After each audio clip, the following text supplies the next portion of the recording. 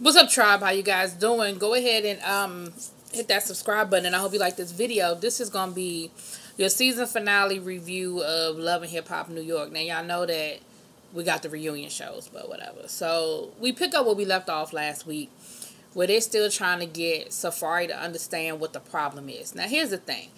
Do I think Joe's approach was the best approach? No, I think Joe was real extra with it, and James Caldwell, shout out to my mother, James Caldwell, made a very valid point last week when he was like, Joe wouldn't have came at none of the other dudes on the show like that. He wouldn't have came at Mano like that. He wouldn't have come at Joel's like that. And that's a valid point.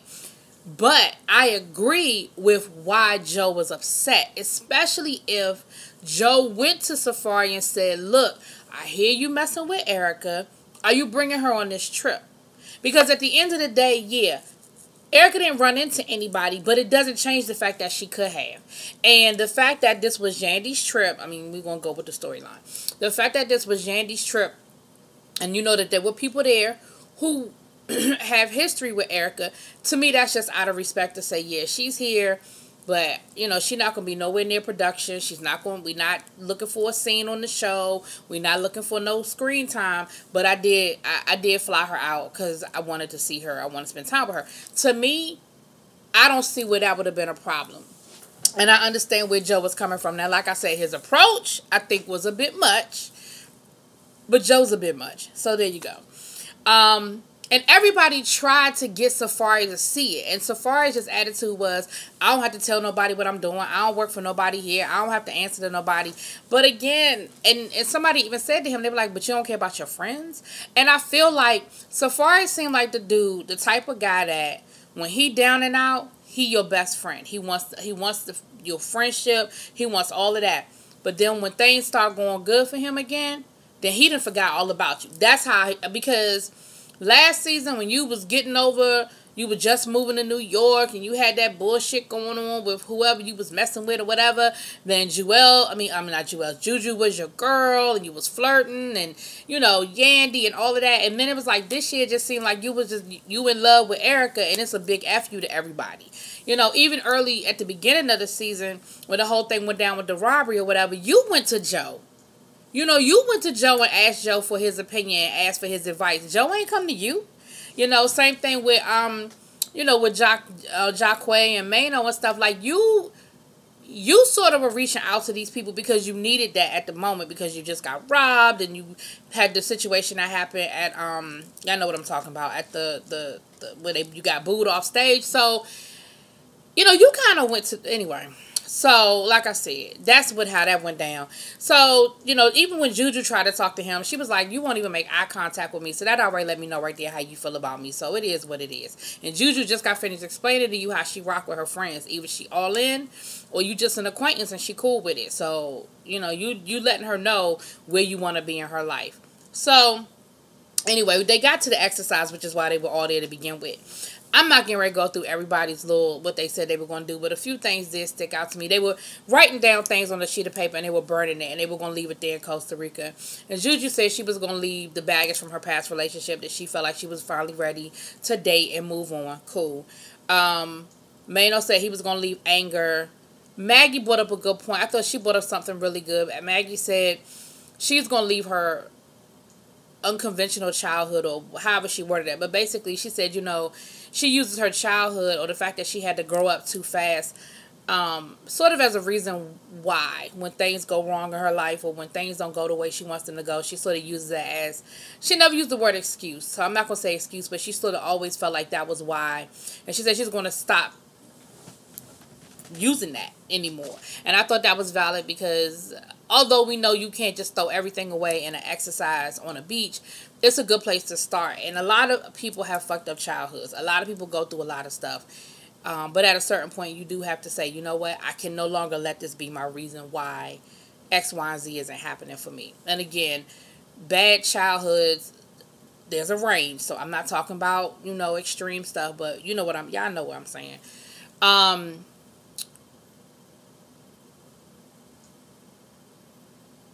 Okay. Yeah. What's up, girl? Oh, girl. Sin said she was going to leave glazed donuts.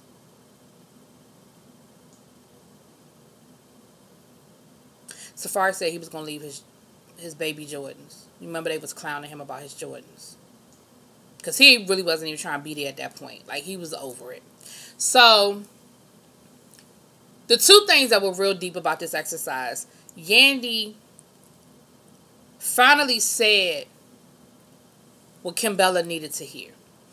We knew all this time that the Yandy Kimbella beef ain't had shit to do with that party and the baby mamas. We knew that that was just the excuse and it was really more behind the story. At the end of the day, Kimbella was hurt because when her and Juelz broke up, Yandy was not there. And Kimbella's thing was, I need my sister right now. I need my best friend. And she's nowhere to be found.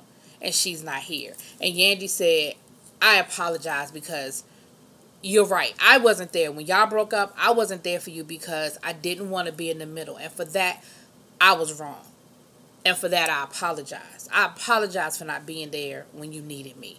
And you know what? That's all Kimbella needed to hear. And Kimbella even said, she said that whole thing with the baby mamas and stuff got blown way out of proportion because I was really upset and hurt by the other stuff. And Kimbella said she wanted to bury grudges. So it really gave them a good meeting point. And you saw them hug. And I feel like it was genuine. You know, that's all Kimbella wanted to hear. All Kimbella wanted from Yandy was, admit that you left me hanging when I needed you most. And apologize for it. And when Yandy did it, Kimbella was done. Like, I believe that whatever Kimbella was holding on to was done. And the other thing Yandy said was, you know, we allowed other people to bring us to this place. Like, we're better than that, letting other people get into it. You know, talking shit about each other to other people and letting those people hype the whole thing up. Which, that's what, unfortunately, hurt people, and that's what they do. But anyway, the other thing was Joe apologized to Sin on how he acted. And he said, you know, I know I'm a hard man to love. He was like, but I have been acting out of a place of fear and not a place of love. And I want to apologize for that and let you know that from now on, I'm going to be acting out of love. And, you know, basically, I got you. Don't worry about us. We're good. I love you. And that was a good moment for them. Because, again, I think that's what Sin needed to hear. You know, she's been very insecure about their relationship because of the acting out of fear piece of it. And so I think that that's what she needed to hear. So it was actually a really, really good moment on the beach once they got past that safari shit. So then the whole reason why they were even in Costa Rica was the party that night. And they, you know, Juju was like, well, come on, you know, get ready, be ready to turn up. Boom, boom, boom. Everybody comes to the party. They partying. Yandy and Kimbella acted like they ain't never stopped being friends, and everything was everything except for Safari. He's sitting in the corner pouting because now ain't nobody really speaking to him. And at the end of the day, he really don't want to be there. But I'm pretty sure Mona was like, bitch, what you gonna do is show up for this scene and finish filming this shit. You can be mad all you want. But Safari, you know, he wasn't talking to nobody. He in the corner pouting. Whatever. You might as well just stayed in the room and took that hit. Anyway, because it sound like now he about to head on down to Love and Hip Hop Atlanta. Because at the end, he talking about he moving to Atlanta and all this other stuff. I said, he just made the rounds for the whole damn franchise. All he need to do is fly down to Miami for a couple of weeks. Shit. So we get back to New York and reality sets in. Juelz has to go to court for Kimbella for his sentencing. I mean, with Kimbella for his sentencing. He doesn't tell the kids, which I think is right. He let the kids know Daddy did something wrong and Daddy has to be punished for it. But he didn't get into the whole court case. I can respect that. I think you tell kids what they need to know. You don't need to tell them everything. I have my best friend. I love her dearly, but I think she tell her kids too much. But she's a scientist, so she's got that scientific mind where she just, you know, she's like, well, it's just science. It might be science, but I don't necessarily think the 10-year-old is ready for the science. But okay. So, and she listens to this podcast too, so she gonna hear this and she gonna know what I'm saying. She gonna probably text me. But anyway, I forgot she listened to this. I might not have said that if I remember that she be listening. Anyway, but I'll be telling to my face. We've been best friends for 30 damn years. I ain't saying nothing that she ain't heard. But so yeah, so they went for the sentencing. Now remember, his range was anywhere from 3 years to I think 5 or 7 years. He got 27 months, which is actually a really good deal based on he was guilty, based on he pled guilty. I don't know if he has priors or not, but 27 months, I think, was great. I mean, don't get me wrong, 27 months is still a long time. But with good behavior, I don't know if it's fed time or not. Y'all let me know, because fed time, I know you got to do 80% of fed time. But if it's state time, hell, he might be out 6 months. Shit.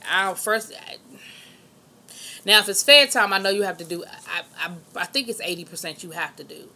But if it's state time, he'd be home by the next season. Anyway, next season, Kim Bella's storyline will be picking him up from jail. Anyway, but they went on, so, you know, knowing that they only had that small window, they went on and had their wedding, which was beautiful. We've all seen it online. Yandy ended up being a bridesmaid. Everything was cool. I'm happy for them. You know, it's been a long time in the making, and a lot of people can judge or question the timing, judge why she stayed with him for 10 years, whatever. First of all, it ain't your relationship and it ain't your business. Second of all, it is what it is. Do I question that love? No, I don't question that love. Do I question the timing? No, I don't question that timing. Sometimes people just gotta, maybe sometimes God just gotta give you a little push and say, get it over with. Go on, marry that woman. You ain't going nowhere and she ain't going nowhere.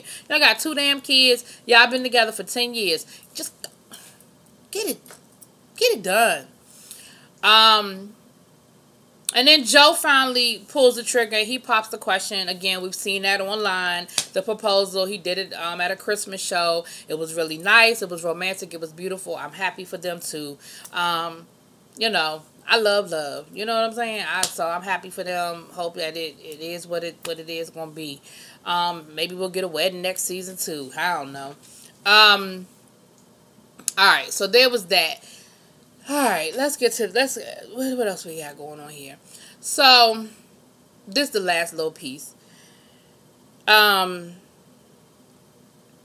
Dollar's mad at Safari. We find out Safari's engagement is announced, and Rich thing is, me and Erica's situation was 5 years ago. So I'm not tripping over the fact that you dating Erica. Because at the end of the day, it's been 5 years. You know, Rich from the Goon Squad. He don't have no bro code anyway. So he ain't really tripping from that point of view. According to him, his issue is, I went to Safari and I asked Safari, are you messing with Erica? And Safari's thing was, nah, man, I ain't messing with that broad. You know, even tried to play it off like, man, please, she be all on me. But you know I ain't tripping off of her like that. Joe was there, Mano was there. Joe was like, see, that's what I'm saying. That's what I was saying in Costa Rica. You know, I asked him point blank, and he was like, nah. And then it was like, well, you know, did she show up and she there? And I'm like, dude, like, out of respect, I ain't gonna rehash it. Again, my opinion is the same as it was with the Joe situation. I get it. I don't know if I would trip this hard over it, but I get where they coming from, especially if you go to somebody that you cool with. Maybe not best friends, whatever, but somebody that you cool with and you ask them point blank a situation and they lie to your face. Like, you go from saying, nah, I ain't messing with her to being engaged. It's like, dude, come on. Now, mind you, they only dated for a couple of weeks. It was a short window, but still, it's like, for real, dude. Now, Mano, who I agree with Mano. Mano's opinion is my opinion about this whole situation. Mano was like, look, I don't expect somebody that I don't think is real to be real with me. He was like, I don't take Safari as no real dude. Like, he not real to me. Because remember, Mano was questioning Safari on episode 1, going back to the whole jewelry situation and the whole getting robbed piece of it. So you could tell he don't really rock with Safari like that anyway. He don't respect Safari. He don't respect him, his street hustle game, none of that. He just don't respect him. So his thing is, we already know he not real. So why we tripping over him doing something that ain't real? Like, and I'm like, I'm with Mano. I'm like, basically, yeah. Because do I believe that they called Safari or they reached out to Safari and asked Safari about Erica Mena and Safari lied? I do. I believe both of them. I believe Joe and I believe Rich Dollars. I really do.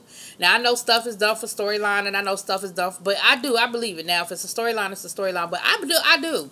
Because that's the type of person that Safari is. He always try to play shit a certain kind of way. And I believe that Safari would play that whole situation down because he didn't want the conflict. He didn't want the conversation. He didn't want to have to say nothing about it. I believe him. Now, he could play it off as, I just didn't want nobody else in my business, and whatever's between me and her is between me and her. Whatever. Y'all all over social media. So if you really didn't want nobody in your business, you wouldn't be posting it on Instagram every 5 minutes. So that's not it. You just didn't want to have that conversation with Joe or Rich about it. And, okay. But just, again, be real. But, like, I'm with Mano. You expect them something from somebody that ain't capable of giving it to you. For real. So, Mano did a documentary on the nightlife in L.A. I mean, not L.A., in New York, focusing on the bartenders. And it seemed like the female bartenders. And so, he was having a viewing of it, and, you know, he invited everybody. And he said, look, I invited Safari because we cool. I don't consider him to be a best friend or nothing, but he cool. I invited him to come through. So Safari shows up. He was like, you know, I'm going to show up to this anyway, even though I know everybody hating on me right now, because the announcement about him and Erica Middleton came out. So, of course, Yandy and them are cool. Like, they ain't mad. They don't trip off of that kind of stuff.